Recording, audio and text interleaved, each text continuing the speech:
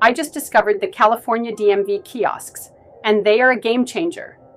With 289 kiosks scattered across retail and DMV locations, many accept cash, making it super convenient.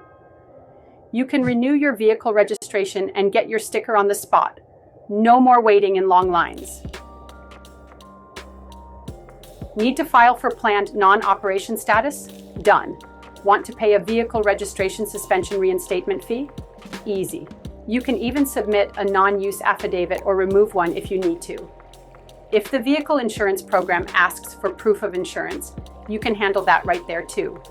Plus, you can get your driver's record, vehicle record, or even a replacement registration card or sticker in a flash. And if you've misplaced your driver's license, the kiosk has you covered. It's all about saving time and hassle. Who knew the DMV could be this efficient?